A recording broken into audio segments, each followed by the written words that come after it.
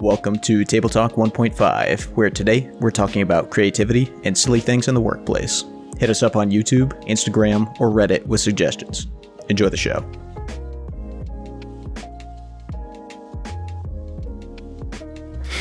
Well, Shepard, you will be delighted to know that part of my pre-podcasting procedure now is to turn off my air conditioner. Wow, impressive. Just sweating bullets this entire session. Yes, but what you should know is, along with it goes the fan. So, while it may improve the audio quality of the podcast, my apartment is slowly filling up with CO2. Oh my god. So, if It's an airtight apartment, right? You paid extra for that? yes, it's hardened Okay. against COVID. That's good. And but- 5G, as I recall. Yeah, that's well, that I had to do myself. That is why when you came over here, you saw Just that full sort of shungite. that lattice of copper tape, as well as the shungite shrine that I've constructed in the middle. Okay, so shungite is new to me. What is that? Yeah, dude, we brought shungite up so many times. Yeah, it shouldn't be new to you. This is Maybe my memory's failing. It was at the beginning of COVID. It's just a type of rock. I don't remember what the characteristics of it are, but there at the beginning-ish of COVID, there was a meme kind of, except it seemed like, I think the meme started because some people actually believed it and then people were making fun of it, that this rock would absorb the 5G, and like if you wore like shungite, it would protect you from the 5G. So my impression from your tone is that this isn't true. I don't believe, even if it was true, even if this thing magically was able to very effectively block EMF, wearing a necklace is not going to protect your head. I wear it to protect my heart. Oh, got him. That's probably also not going to work. Okay. Well, So anyway, what I'm saying is, if the session starts to get a little weird towards the end, it's because of the CO2 poisoning. That's right. Yeah. It's because I'm asphyxiating. Okay. And I've got this weird headache, and so I don't want to stay. I'll wait until it goes away, and then I'll stand up and turn my fan on. Yeah. Yeah. Just give me a second. I'm a little tired. Okay. So for the Ombudsman report, I really don't have much, which is good. I had said in our Table Talk material channel that, hey, new policy, I'm going to let you know what I'm going to say in Ombudsman report early so that it's not a surprise to you guys. And then I didn't put anything there because I've been so busy playing Tears of the Kingdom that I just never got around to it. Right, so I did not interpret that as you had nothing to put out in your report. I interpreted that as you lying about what you were going to do. Well, I think I wasn't lying at the time. I became forsworn later when I failed to follow up on it. Does that make sense? I mean, also on brand. Yeah. So I think it's a meaningful distinction. I'm glad you feel that way. I don't really have much for the Ombudsman report. Most of the stuff we checked during the session, like when things came out, when were Hot Pockets invented, that kind of thing. But I do think it's a funny, though. I do think it's a funny idea, and I think we mentioned it before, that we often have radical misinterpretations of what was and wasn't there in the 90s. It turns out there were cars. Yeah, we confirmed that one. But I think when you were talking about key cards in Corvidian tech, you said something like, and you don't hold these cards up, you swipe, yeah. It's the 90s. And it just made me think of like a t-shirt that says it's the 90s on top, and then it's like a caveman with a laser gun. And just like this, all of these different anachronistic Like a caveman things. on one of those bikes with the big front wheel. Right, with a Jetsons helmet and... Yeah. No, that's I did think about a couple of instances of that as I listened to the podcast, and I thought, now that I think about it, I'm not sure.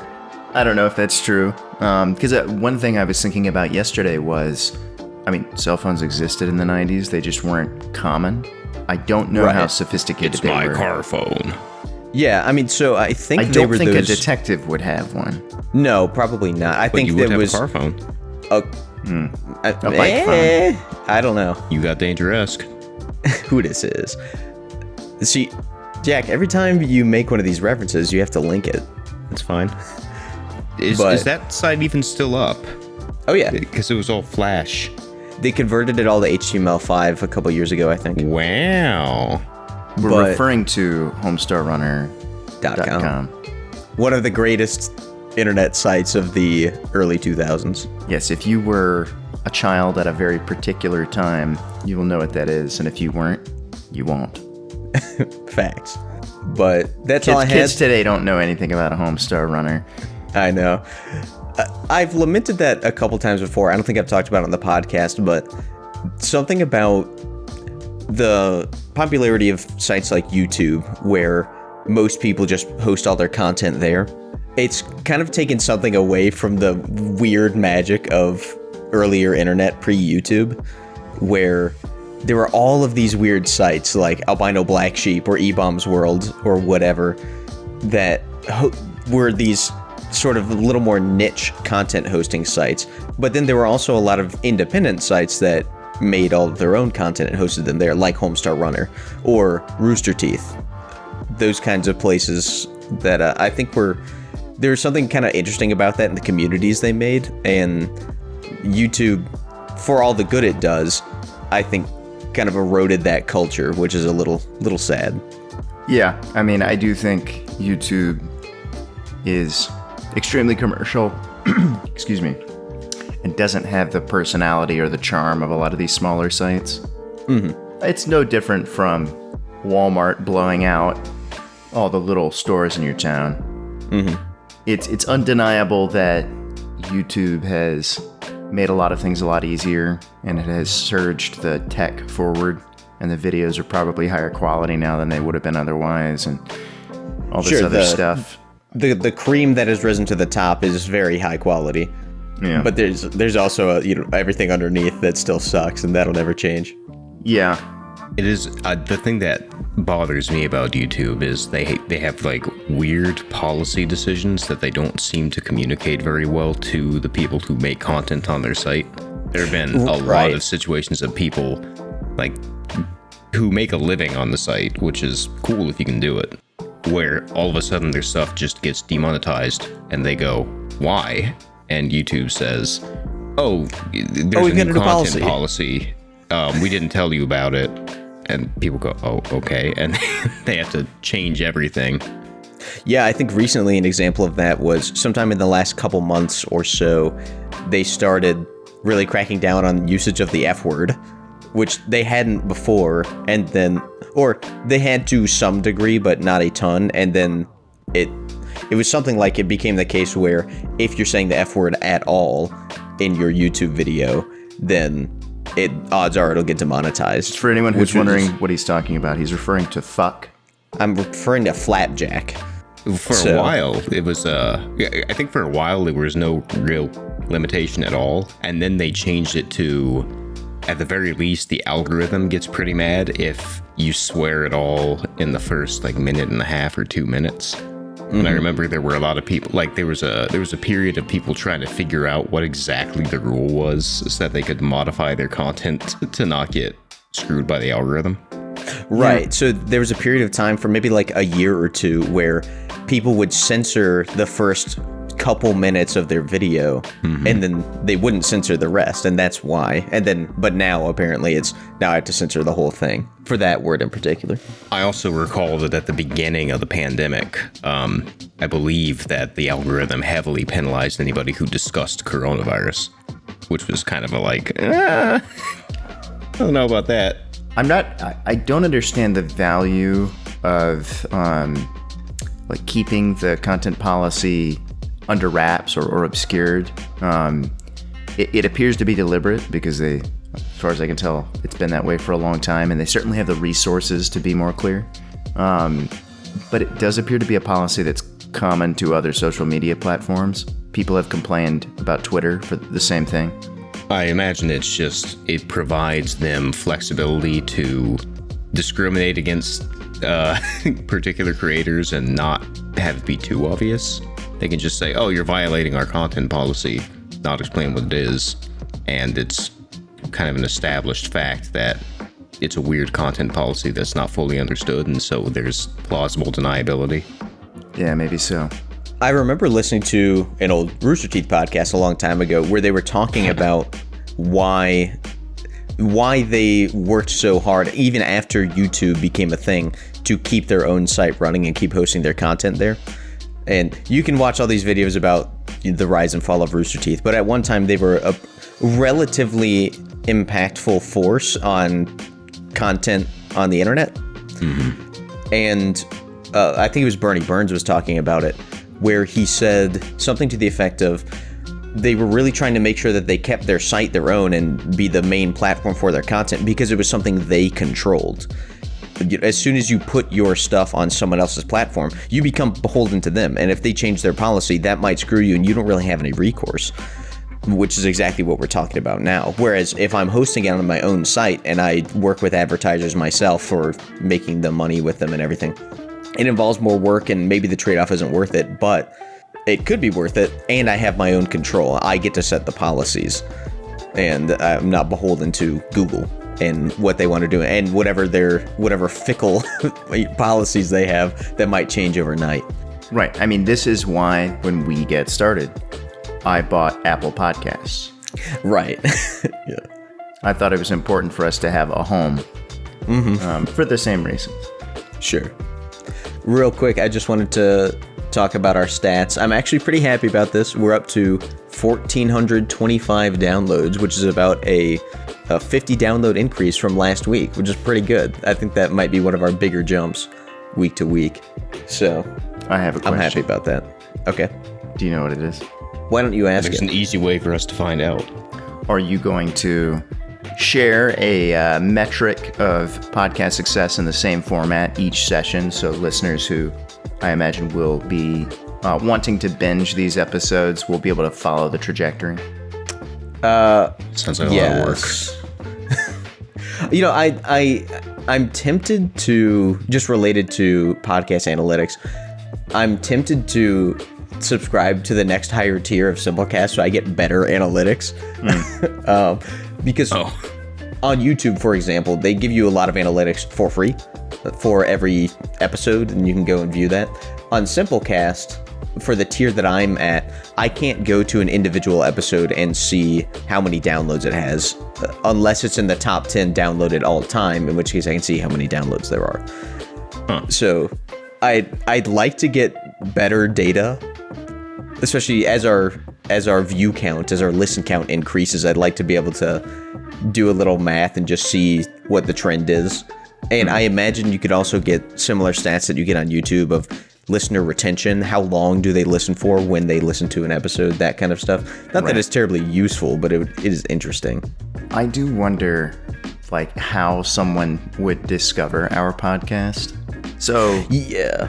I mean, and we've talked about actual play podcasts before. I don't really listen to that much or that many anymore, but when I do, I have a couple of different ways of going about it. Sometimes I want to, or in the past, I was just listening to a couple of like Dungeons and Dragons actual plays, and I wanted to listen to stuff that was small.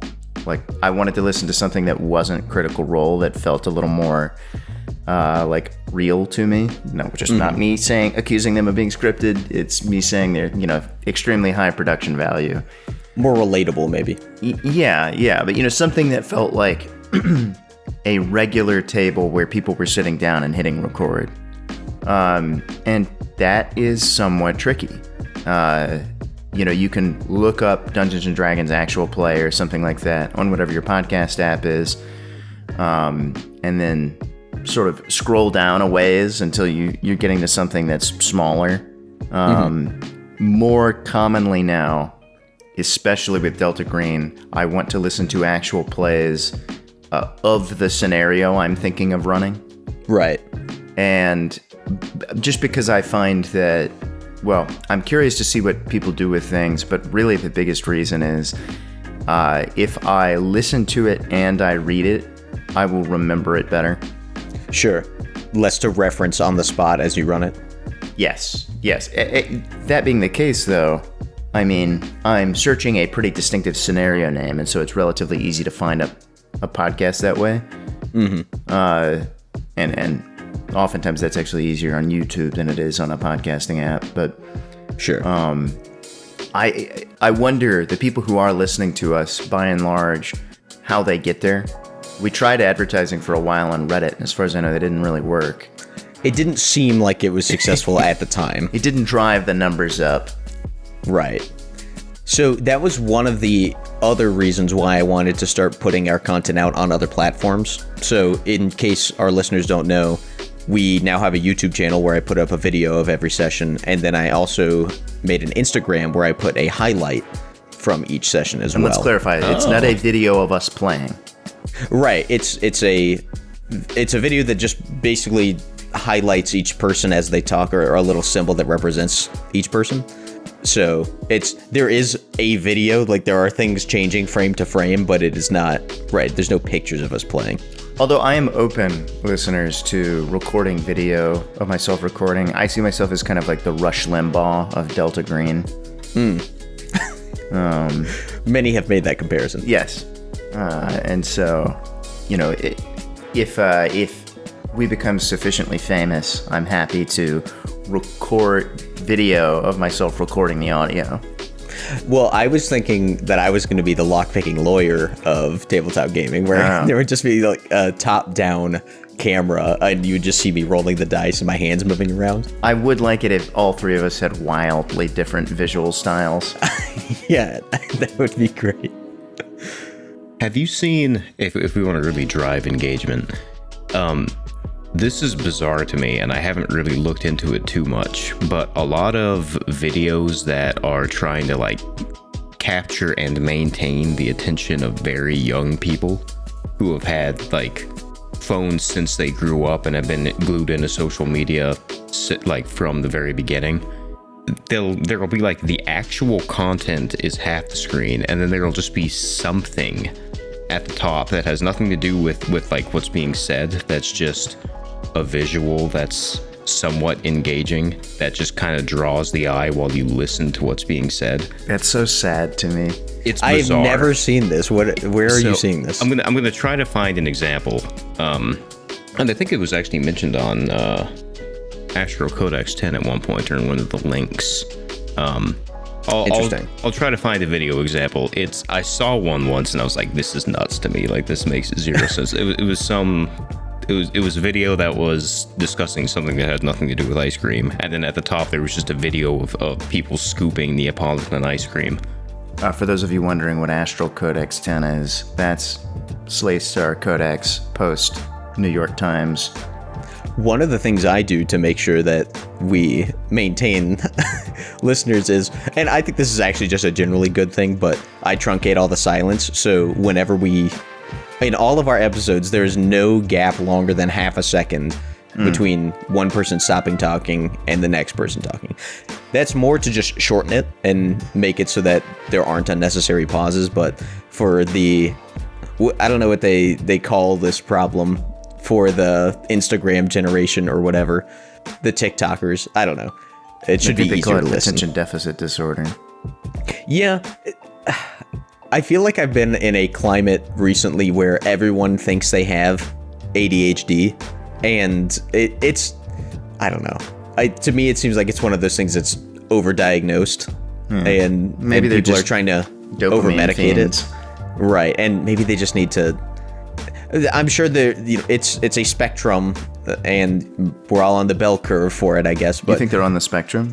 exactly. I think that the left end of it is moving closer to the middle of what we are now saying is ADHD. Sure. And I find it annoying because I do think that there's a degree of people trying to self-diagnose or get an official diagnosis for something that maybe they just need to buckle down and get some discipline. Oh, sure. I'm not actually formally diagnosing someone with like some kind of mental health condition. Sure. I'm just saying it's whatever a similar trend whatever the reason is, like, there's no denying that the amount of stimulation that most of us receive on a regular basis is degrading our attention spans. Yeah. And Yeah, I think I that's can for sure only true. imagine what it's doing to young kids who never know anything different. Like, at least I had a baseline that I'm now falling short of. I read this article. Oh, sorry. Continue. Oh, I was just going to say, it's something I'm actually very conscious of, and in general, if I'm going over to a friend's house or something, I will leave my phone in my car. Stuff like that. Like, I have to take, or I have elected to take, active steps to suppress distractions. Right. And then I become irritated at people who don't do the same. Sure. Right. You're training yourself to not look at your phone by not bringing your phone. I read an article in college that it had a title that was something to the effect of, "Is Google making me stupid?" And I'll find that and link it. But the person was basically trying to make a claim that shorter links of articles online and the language we use when texting and that kind of thing, that was all shortening things and making them less traditionally correct English, that kind of thing, was making it difficult for people to consume longer content, like reading an entire book, for example. Yeah. Here, 1 second. I'm going to continue this thought. I got to get up and close my door because my AC just kicked on. This is our opportunity to jump in and start our own points. Okay, I'm back. And it reminded me, thinking about... What's up? Just as you got up, we were like, oh wow, this is our chance to say our own thing, and then nobody said anything. Yeah. Well, I've got a thought I'm transitioning into. So, I recently read a James Patterson book. James Patterson? Yes, and I'll come back around to why this is relevant, but... Jack, did you not read my book report? I posted it on the server. I did not. Yes, Oh, listeners, you you heard that right. We post book reports on our Discord server. That's right. But they have videos overlaid of people scooping ice cream. That's right. Right, it's only Neapolitan. We're very specific. But long story short, James Patterson is an extremely prolific author, and I became curious about the quality of his books because he seems to write 4 of them every month. So, and I found a website with some stats on it.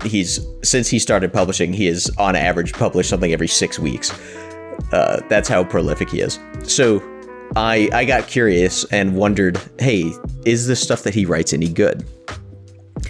I got a book, I read it, I didn't like it. One of the things that I found was a huge turnoff about it was that the chapters were extremely short. The average chapter length of the book that I read was somewhere in the ballpark of like 600 to 900 words. And I don't think there was a single chapter that had more than 1,000. You might be wondering, is that a lot? No, it's a very, very, very small amount of words. And it's almost remarkable that you can pack 95 chapters into like a 300-page book, a very small page book. But the reason for that is James Patterson basically did some focus groups a while ago, I don't know how long ago, where he found that having really short chapters was something that his audience engaged with. So that just became it became his MO for writing, essentially. Breaking things up into very small chapters that take no more than like a minute to read. And this ties back to what I was talking about of making the content shorter because people just aren't willing to pay attention for any longer than that. And I thought it was sort of weird, and I didn't really care for it as like a critique of his artistic method. I didn't like it, and I think that kind of thing feeds into this problem that we're talking about of people not willing to pay attention or not being able to if the habit becomes too strong. Yeah, that is interesting. And I think I've had a weird, I guess, sort of set of reactions to what you're describing, where on the one hand, like between the younger workers and the older workers at my company, I do get the impression that the younger workers have shittier grammar. They don't know their parts of speech. They just are not as eloquent when they're typing things. But on the other hand, they do tend to get to the point. Okay. So I think there's like less formality, less politeness, and sort of leading to things, and they'll just say things, which I do value. I have found that as I've gotten older, I've developed an appreciation for much more long form content. Maybe as a rebellion to the sort of snippety content that I usually see throughout the day. Mm-hmm. I think this is something a lot of people like about the Joe Rogan experience, where it's long enough for anyone who hasn't listened to it before. First, like even if you detest Joe Rogan, check it out. It's just an interesting, important part of the culture right now. So like, pick an episode. You'll be able to find one that seems interesting to you. And they're often 4 hours long. Mm-hmm. And so they can have pretty in-depth conversations. It is the opposite of like a CNN interview with an expert, where right. Yeah, they have someone on board that is able to answer an incredibly complicated question in a 15-second soundbite, and then they talk about some trivial stuff and move on. They really have time to unpack things. I read a fair amount of books, but I get frustrated with books that beat around the bush. Like, I don't want length just for length. I like stuff that's genuinely large in its scope. Like there's a lot to it because there's actually a lot of material. Mm-hmm. Yeah, that's something I've always appreciated about your writing style, is how pithy it is, how direct, almost noir style, where you're moving so fast from place to place, but it's because there's just absolutely no fat.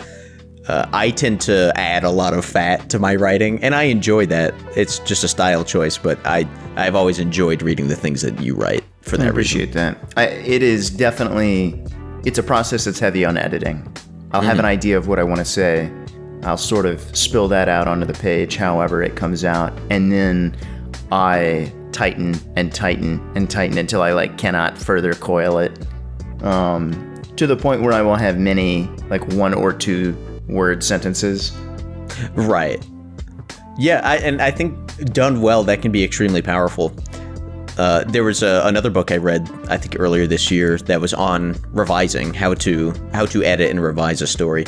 And one of the things it talked about was, often you'll hear advice where every draft you need to cut more away. And one of the things he said is, one good idea is to have a draft where you just add a ton of stuff, so that you can cut the right stuff away. And he talked about a lot of that writing, consider it to be scaffolding for a construction project.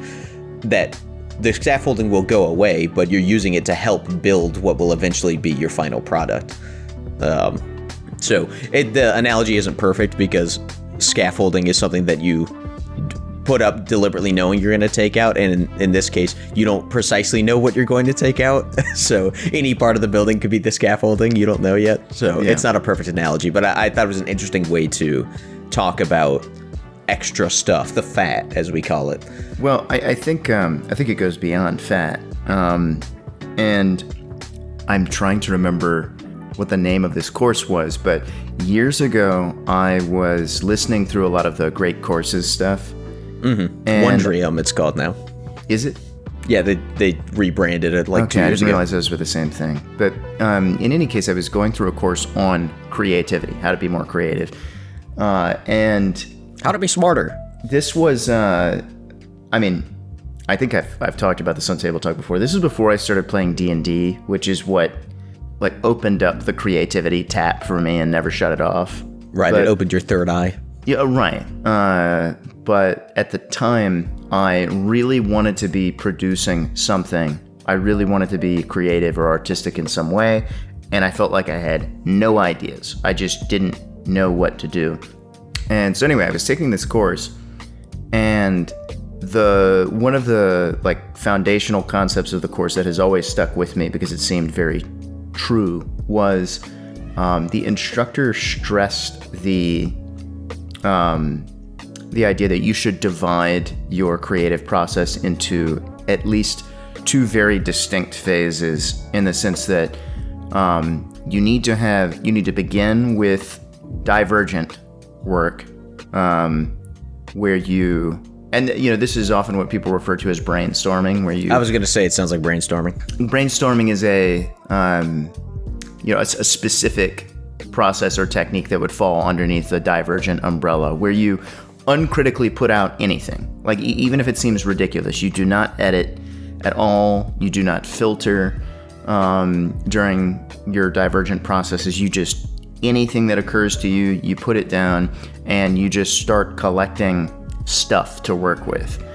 And then at some point you transition to a convergent process where you take the stuff that you've already put down and you sort it, you cut some of it, you alter it, and you begin to, taking all the material you started with, you converge on something more final. And you could have multiple iterations of this divergent convergent process, but it had never occurred to me that there's value to having that be pretty binary, like not attempting to do both at once. Where before, I think what I was trying to do was, if I wanted to write something or draw something or something like that, I would like try to get it approximately right the first time. And then editing was like perfecting. And in this case, no, two very different processes with very different goals. The divergent phase is getting as many ideas out there as you can, getting as much material on the page as you can. And some good exercises are things like take a pad of paper and just like bullet out ideas and don't stop bulleting until you get a full page worth. So you're maybe explicitly going for volume or something like that. There are all kinds of interesting things you can do, but I thought that was very helpful, and I still use it. Like that idea of beginning with divergent or moving to convergent and explicitly phasing those things so they don't pollute each other, I have found to be tremendously helpful. I do find that interesting, and it reminds me of something else that was in that book about revising, which was that changes in the way that we actually produce the things that we're doing have made the drafting process a little different. When we're talking about editing and perfecting, where if you were writing something like handwriting a story, if you wanted to do a second draft, you really just got to rewrite the whole thing, or you have to actually write a second draft. Whereas a lot of times now when we use modern word processing, you don't have to do that. You can go back and just edit things very easily and change it and then just save it as a new draft. It's really not a new draft. You've just made some changes to your first one. You didn't actually rewrite it. And not that there's anything inherently wrong with that, but it is a total departure from the traditional writing structure when it comes to drafting and revising. And so I think that having a discrete process, or two discrete processes for your divergent and convergent kind of thing, I think that if you're going to be using modern word processing and not deliberately writing multiple drafts of actually rewriting it, I think having those kinds of processes becomes more important if it's something, especially as you're getting started doing this kind of stuff. Yeah, that is an interesting insight and something I hadn't thought about before you brought it up.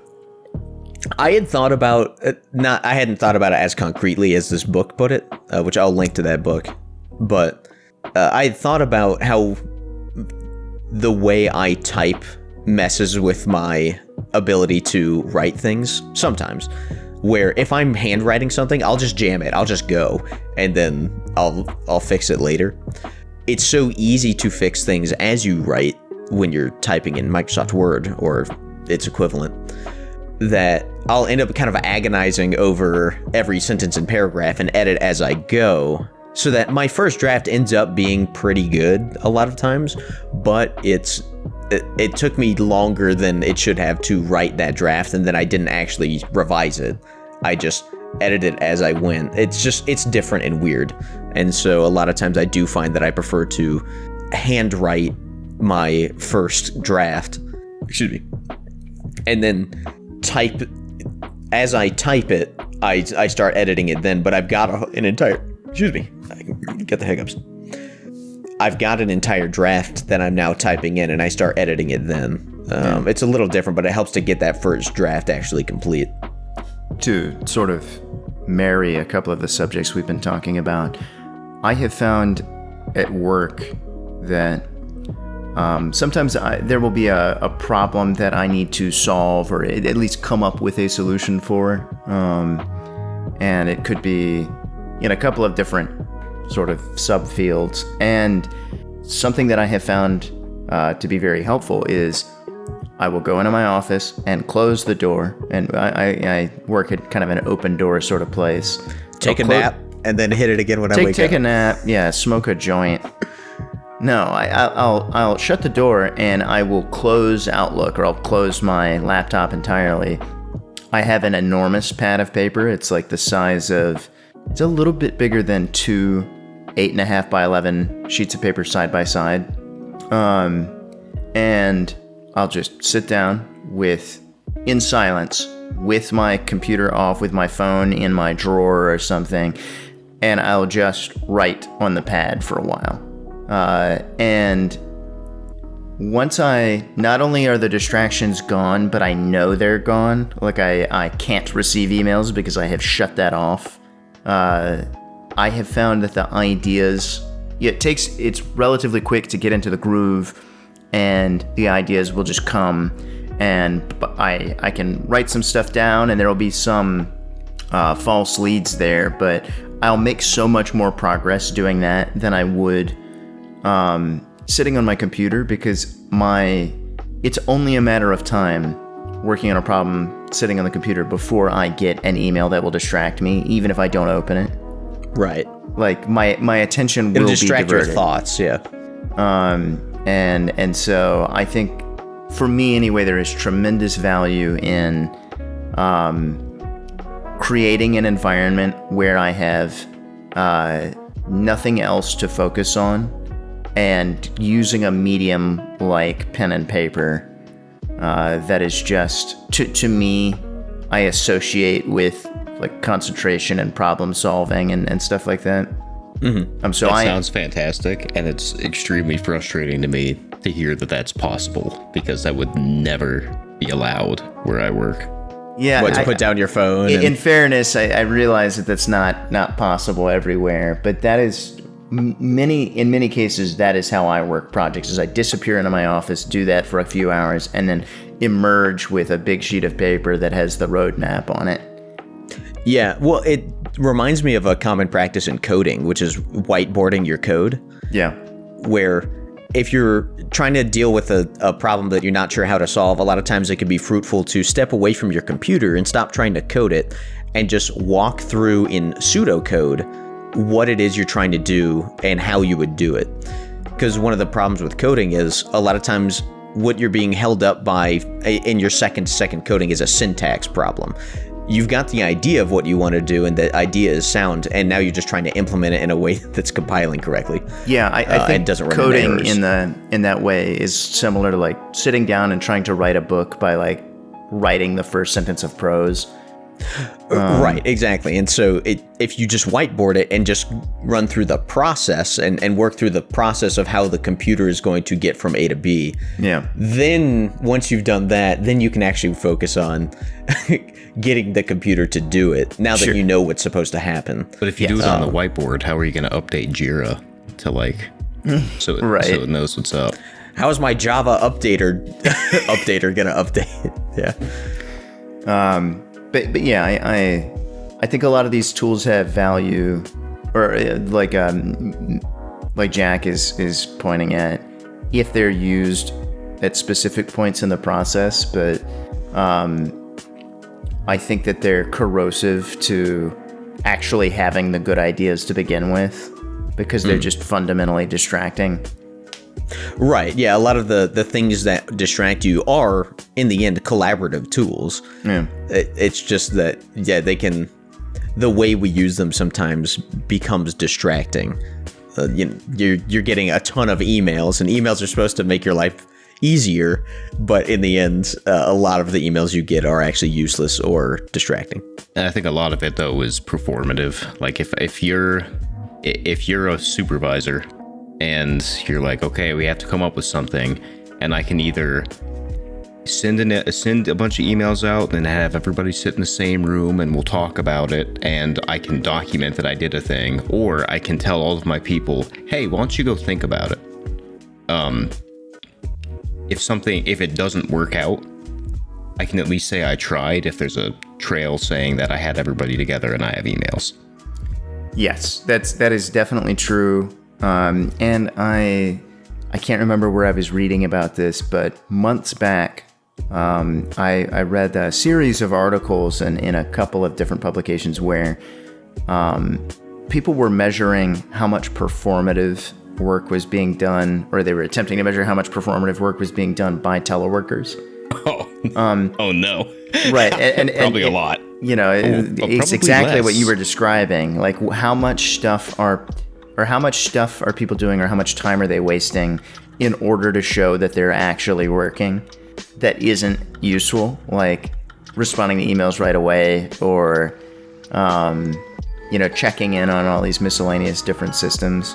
I have found, and again, this will vary from job to job or office to office, the new balance I have tried to strike is I am slow to respond to emails, not because I'm like intentionally slow rolling it, just because I deliberately close Outlook a lot now, because I get so much more done.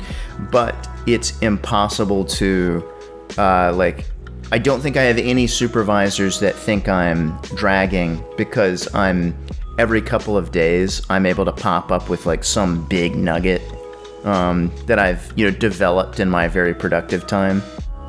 And so, yeah, especially over time, no one, I don't think any of the people I'm working with are thinking, oh, he's not answering my email, he's probably fucking off. I think I've gone far enough the other way that it's clear that I'm producing something. I'm just not fast on email. I like to think that you've developed a perception of yourself as like the llama on the top of the mountain who comes down occasionally with like a pearl of wisdom, and you just go back up. I think that, and everyone else thinks like, thank God he's gone. Right, exactly. I do have kind of a related story, something that happened a couple of months ago at work. Because I'm under instruction for a new role at the moment, and I've been kind of glued for a couple of weeks to one guy's side, just kind of watching how he does things. And at one point, he didn't have Outlook open on his computer. Like, he was doing stuff on his computer, but Outlook wasn't there. And our supervisor walked by and was like, dude, you gotta have Outlook open. Like, what if somebody needs to reach you? Okay. So he opens up Outlook, and he has like tens of thousands of unread emails. Baller. Right. Love this guy. So he opens it up. The supervisor sees that this guy clearly doesn't read his emails at all. And he goes like, he's just like laughing about it. And then he's like, okay, yeah, just make sure you keep Outlook open, and then walks away. And I'm like, dude. Nailed it. So, performance measure achieved. Yeah, exactly. Like, it doesn't matter that this guy very obviously isn't doing anything with Outlook. It just matters that he has it open. Box checked. And I just remember kind of like wondering if the supervisor understood that what he just did was incredibly stupid, or maybe just didn't care. Right. Yeah. Well, and it would be obvious now to everyone looking on. Yeah, that it's just a box check where I don't really care if you see it or not. It's just a liability mitigation thing. Hey, I made sure he had Outlook open, and then I sent him an email and he didn't read it.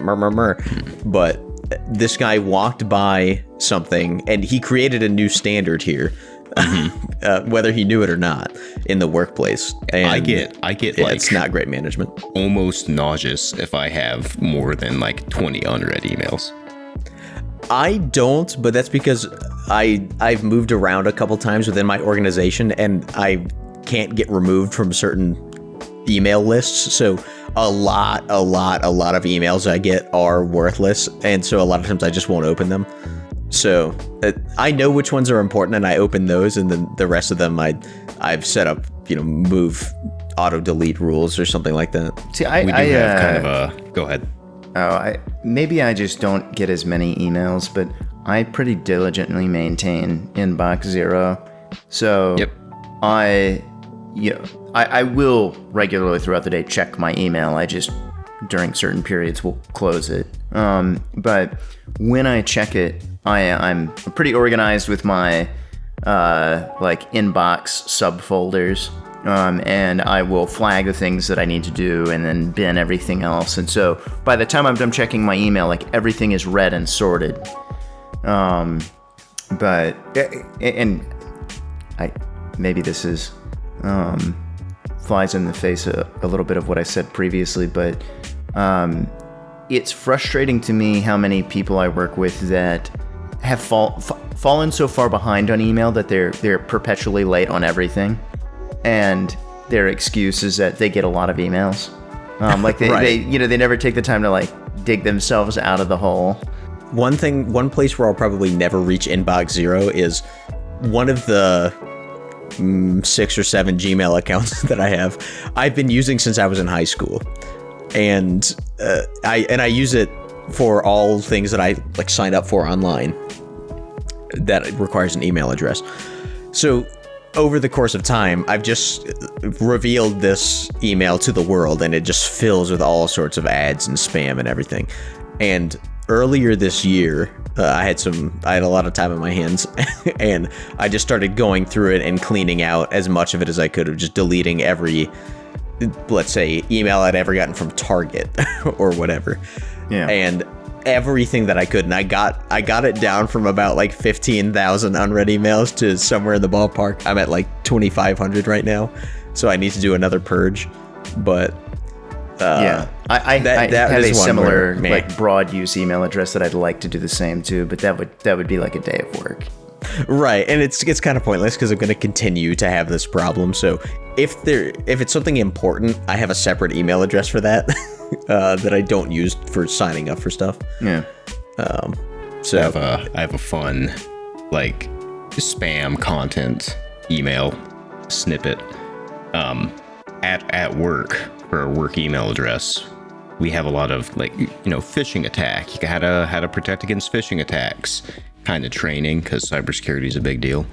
Did you spear phishing and whaling training as well? It sure do.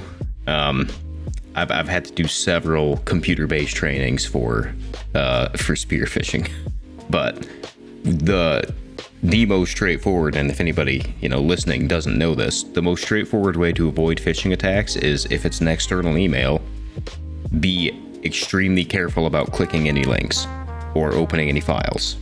So most people, and this is kind of like standard practice, is anything that doesn't come from the organization automatically gets external added to the subject line before it hits your inbox. Most people have a filter set up so that if it says external, it goes to a different folder. And in the moment you're in that folder, you're on high alert, right?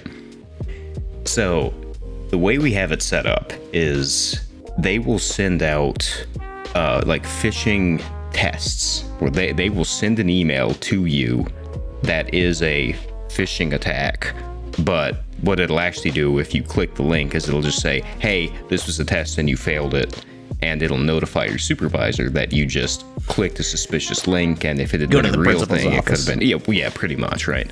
So, and conversely, there's a report phishing thing that they just have built into Outlook, where if you have an email open and you click it, then it'll send it to IT, and if it's an actual potential spam email, they'll look into it. But if it's one of their little test emails, then when you do that, it'll say, hey, good job, this was a test and you passed. You can go home early today. But the problem is, they do like, they've calmed down a bit recently, but they used to do like 4 or 5 of these things a month. Like you would be looking at your inbox and you would be like, there is a greater than 50% chance that this is spam that the company has generated and sent to me, and if I click it, I'm going to get in trouble, and I'm going to, like, it impacts your bonus if you click on these things. Oh my god. So is there people a downside to just reporting everything as potential spam? No. So that's what people started doing, because they're like, I want to be maximally cautious about this because I don't want to lose money. I'm going to report everything my boss sends me as phishing attempts. Yeah. So it for a while it was just stupid and was wasting my time. But then they were like, hey, we sent out a survey and we noticed you didn't respond to it. And I was like, I don't remember seeing a survey. Was it an external email? And they were like, yeah, you just click the link. I was like, I'm not going to click a link from an external email. Are you kidding me? Like, they're sending you stuff that you actually have to do that is external and has links. But then they're also sending you a bunch of shit that's external and has links. And if you click on it, your paycheck goes down. That's awesome. Like, that is a fantastic way to not get any work done. Like, if you send me anything, like at this point, I just don't even open my spam folder because I'm afraid. So when they send things to us externally and then expect us to do something with it, everyone's just like, no, I didn't open that email. And then half the people are like, yeah, I sent that to I reported it to IT just in case. And they're like, well, why would you do that? And awesome. And we can't get them to understand that they are shooting themselves in the foot here. See, that's some left hand not talking to the right kind of thing, though, where you've got your cybersecurity or whatever security guy who is, his metrics are all about whether people are getting phished or clicking through on these things or reporting them. And then you've got some other guy who wants you to just do a survey. It's probably not the same guy. And so they have sort of conflicting goals and priorities that end up manifesting identically. Like the supervisors are also getting these bazillion fake spam emails. They should know that, like, if it's external, people aren't going to click on it out of fear, but they don't. And yet the company still runs, so nothing will change. Also, a lot of the stuff that they want us to click is like surveys for employee feedback. And they're like, this is an anonymous survey. No one's going to know who you are. This is your unique link. Make sure you don't share it with anybody because this one's tied to you. Great. Right, okay. Well, it's so they can look at the demographic reports at the end. I know, but it was pretty great. My previous department, this was a couple of years back, they have the, at the beginning, they ask for like, what's your gender, what's your ethnicity, whatever. And we had one black guy in the department, and he was like, I don't want to answer, but they're going to know it's me. He's like, right. It's going to be, it's not helpful at all for you to not have my name if I'm clearly the only person who checks these boxes. 100% of the black men here think this, and then they look over at him. Oh, we have like diversity quotas that we try to meet, and a couple of years ago, they, they're not, it's not something that we're supposed to see, but they have a spreadsheet that basically tracks, like, it'll have all the employees, and then some people will have a little asterisk next to them because they count for something. And that spreadsheet leaked. And it didn't like mean That's anything, awesome. but it was just funny to see, like, oh, am I special? And it turns out I'm not, but I'm curious what the incentive structure is for a lot of things like that, because I happen to know the sort of industry that you work in, and you are not terribly public facing. Like, you are not the face of your organization. Nobody is looking at what you personally are doing or getting a look at inside your office, really. The public isn't curious about what's going on in there. The pumps actually run smoother and shake less if you have a collared shirt on. Oh, is that right? Yeah. So it's one of those things where I wonder, like, for a diversity quota for an industry like yours, I wonder what the threat is of not meeting it. The threat is we don't want to be accused by anybody of being discriminatory. Because it doesn't matter if you're not public facing. One person inside the company who says, hey, I'm being discriminated against, the company can come back and either say, no, look how diverse we are, clearly we care about this stuff, or they can say, I know you're the only person who's not a white male, but you're wrong. Like, it's a shield for them. It's a public perception in case somebody shines a spotlight on them, I imagine. That makes sense. Yeah, we're a very diverse podcast here, so. So I identify as diverse. I was gonna say, you are left-handed. You're the only left-handed person on the podcast. Does that make you feel like you're ever discriminated against or put in a corner? I do feel very marginalized, but I it's try more to use because my of your right hand as personality. much as possible. I actually have my did- left hand duct taped behind my back during most of these podcasts to try to, that's why I'm so slow on the links, because I have to type with one hand. I see. I don't remember if I had mentioned it to you, but I had a boss who was left-handed. This was like 2 or 3 years ago. He's the only person I've ever seen who actually used his mouse with the left hand. I had a coworker who did that. He was right-handed, but he used his mouse with his left hand so that he could also write with his... It was dumb. So he used his mouse with his left hand with his justification being, I want to keep my right hand available for like a pen so I can write things down. But whenever he wanted to write something down, he would stop using the mouse anyway so he could focus on what he was writing. Sure, right. He's not quite as good a multitasker as he thinks. Yeah. That's awesome. So didn't really see the value. I learned to use. I can use the mouse with either hand, so I can switch hands when I'm jerking off. But That makes sense. Oh, that's why my mouse is just covered with lube. Yeah. So are you one Slipping of on those your hand guys that constantly. actually plays the games on porn sites? I actually make some of the games. Oh wow! That's been my hobby. You were I was playing playing Bayonetta Bayonetta, yesterday, yeah. so yeah. That's a great game. It looked like a ton of fun. I've never played it, but So it looked okay. cool, and the music was great. So the music, I wanted to get the soundtrack for the game, and it turns out that the main thing I wanted, and I'll link this, is that fantastic "Fly Me to the Moon" cover, which is called, by the way, the Infinite Climax remix, which made me laugh. Awesome. But it turns out there are two problems with that. First of all, a lot of the digital versions that I found were MP3s, which I'm not really interested in. I want something, higher This quality. podcast isn't MP3. What are you trying to say? I mean, that's fine because it's being streamed.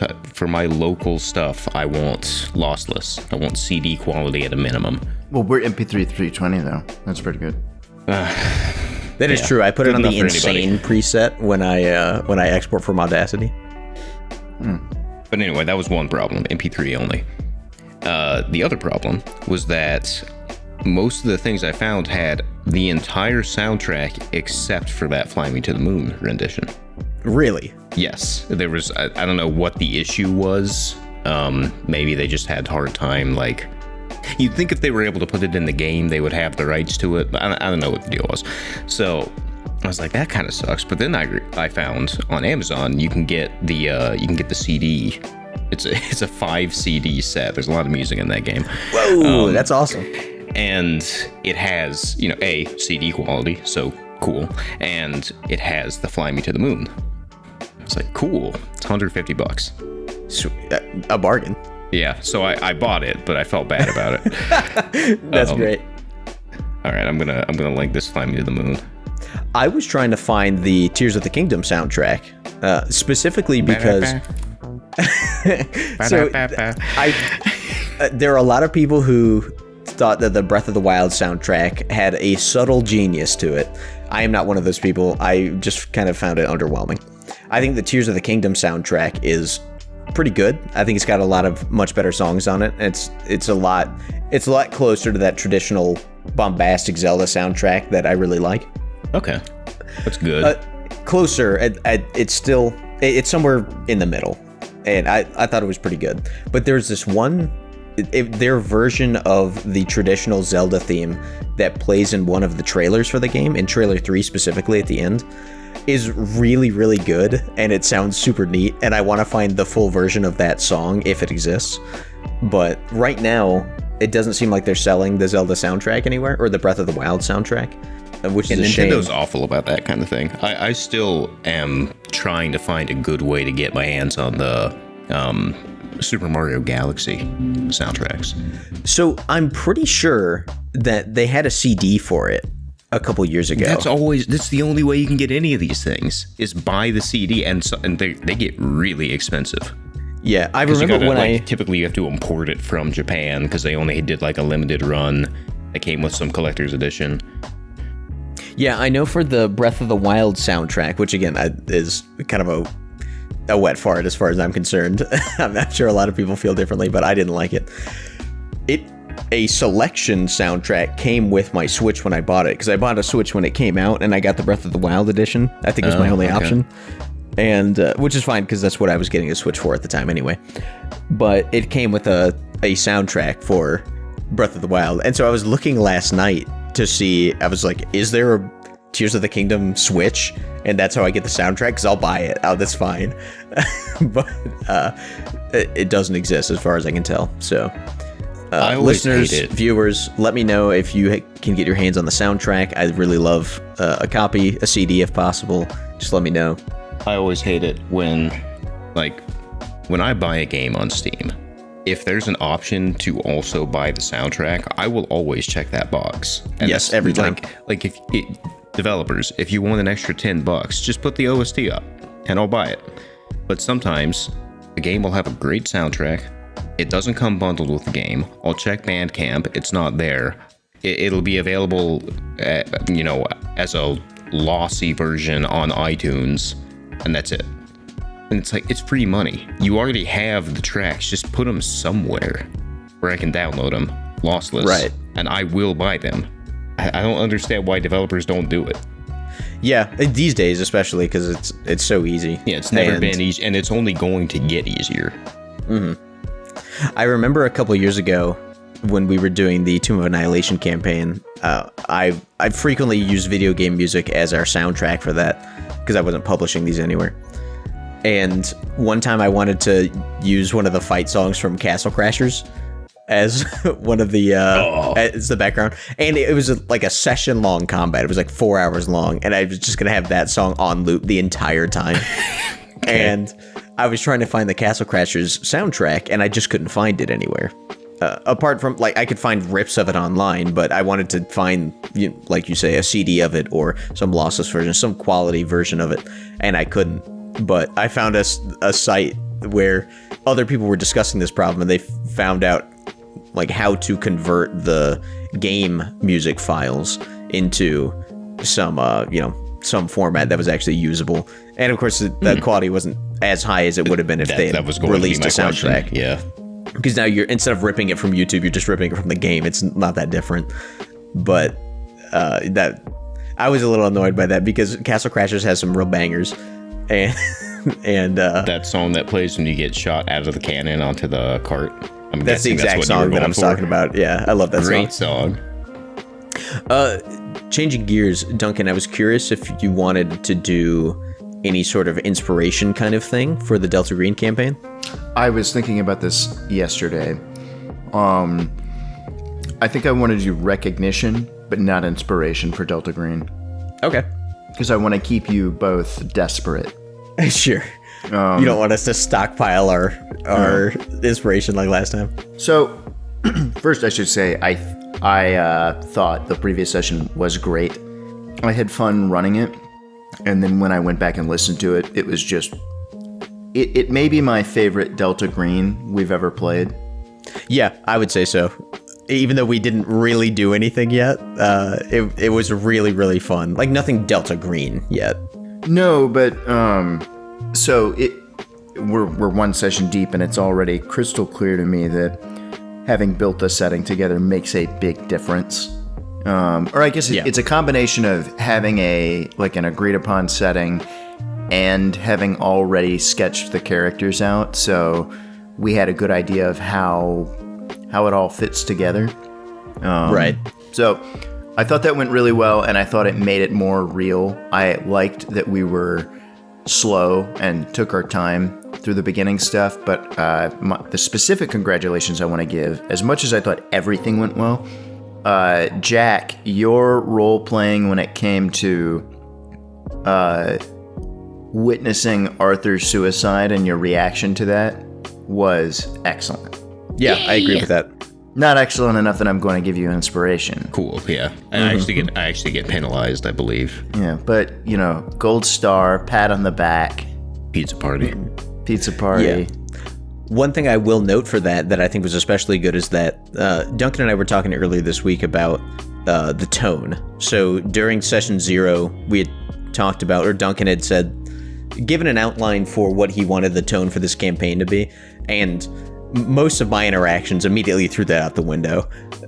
But Jack, you had your character take the situation very seriously, and I think that makes more sense for your character than it would have for mine anyway. But I felt like that was really good and a good foil for my more comedic, kind of lousy guy. Not a lousy detective. He's a good detective. He's just a lousy guy. Where it's like a comedy noir for me, whereas it's just a little more sullen for you, which I think was good. I did want to acknowledge that. So I like pretty explicitly described the tone that I wanted, and then I led the charge on an entirely different tone. Oh well, I liked how it turned out. It felt right. Yeah. I don't regret it. But and another shout out for Jack, actually. Duncan, you had mentioned earlier this week when we were talking that you liked the music selection. Jack was actually very helpful with that. I was in the music selection process at the end of the editing of the podcast, and I gave him a call and was asking him for some advice because I just couldn't think of good music. Like nothing that I was thinking of really fit, and so he helped me out on Epidemic and helped me find some stuff that was a really good match. On being helpful there, because basically you opened it up and I said, does that say 90s pop? Do that. And you said, oh, okay. Like it was not a long process. Well, I was grooving when I was listening to the episode. I thought it was a very good listen. Yeah. And so I picked it for all of Tim Barr's scenes. It was just stuff from the 90s pop section, and then I just searched noir and it was like these these silly little detective beats that I would have playing whenever Simon was doing something. Whenever we're traveling, can we have Eurobeat? I don't know if they've got any Eurobeat on Epidemic. I'll have to look. They better. We're deja vuing around every corner. Running in the 90s, baby. But yeah, no, I think that was pretty good. I will say I did think that, and I made this our highlight, I think that the phone call with the chief was very funny. And it makes me laugh every time I listen to it, just because it's so ridiculous. And I'm going to continue doing what I did last session, where every time there's a phone call, I'm going to do the phone call sound effect, just because I think it makes it really funny. Yes, I am a big fan of the phone call effect. Which that's a plugin that comes with Audacity. If you go to Effects and then the Equalizer, I'm gonna go ahead and not fuck with Audacity right now. Well, yeah, no, that's something you do on the back end. You can't do while you're playing. Yeah, definitely do not push any buttons on Audacity while we're recording. Thank you.